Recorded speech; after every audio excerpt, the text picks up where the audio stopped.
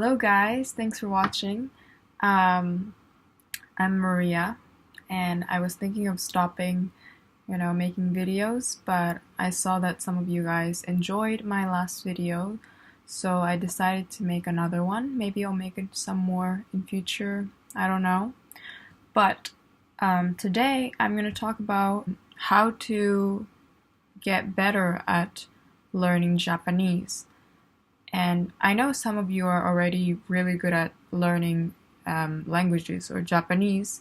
And I know of my friend who's from Taiwan.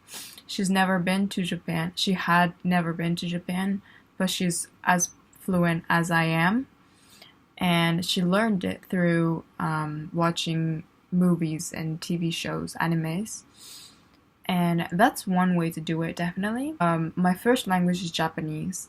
So, English is my second language. I didn't speak English when I was 12 years old. I started learning. And, I was forced to learn that language in order to live by myself in Canada.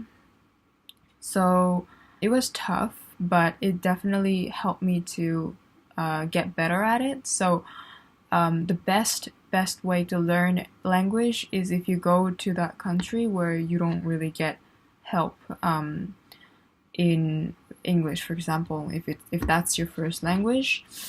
And yeah, so that's the best way. But I mean, traveling to another country is not the easiest thing. So another thing that you could do is to pretend like you are in that situation. So, what I try to do when I'm learning new words, just try to remember the object or the something in that language. So, for example, I have a glass, and in Japanese, this is also gurasu.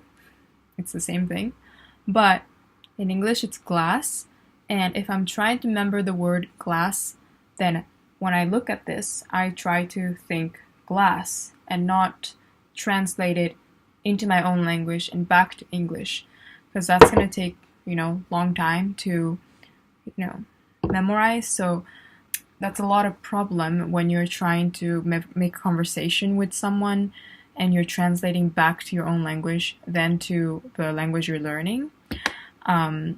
So I don't know if you understand what I'm saying, but basically try to memorize things in that language when you look at the object.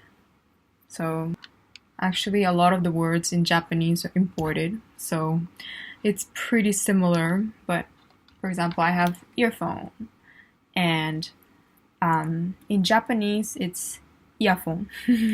It's the same thing. But when you look at this, you don't think about earphone, then think about in Japanese earphone.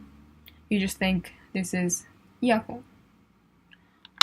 Or, okay, this is my phone.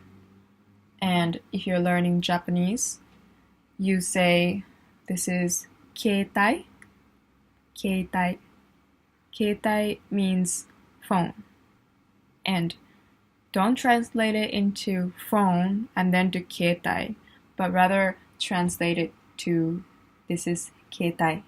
Just, when you're a baby, you don't learn a language from another language. You just learn it as it is. So, pretend you're a baby and learn language that way.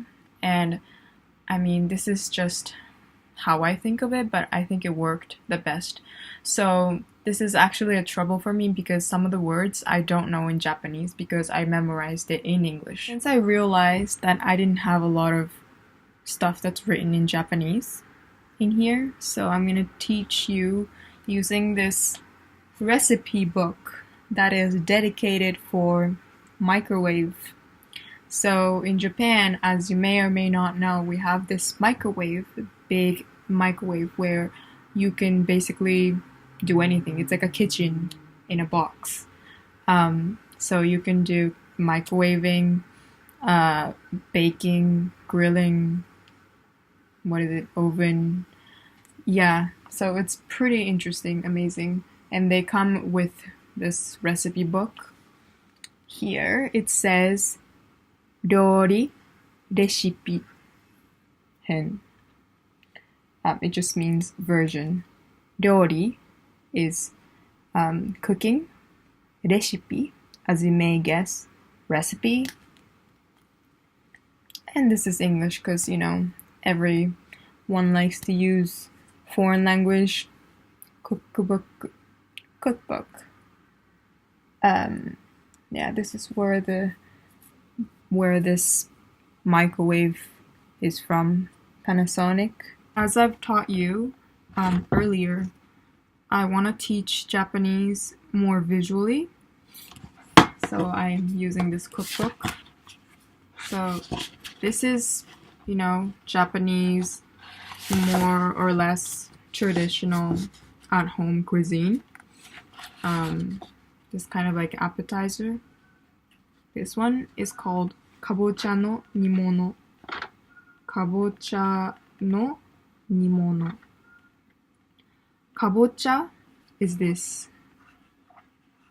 Yes, what do you think this is? I don't know if you guessed it right, but this is pumpkin. Kabocha is pumpkin. And no, you should not remember it by pumpkin, but you should remember this by kabocha. And no just means of, and this is in kanji. Nimono. Nimono means simmered dish. Yeah, so if it looks like this, if you go to a restaurant or someone's house, this is kabocha no nimono. Alright? Cool. So if you like fried things, this is for you. This is another Japanese cuisine that you might like if you visit Japan. This one.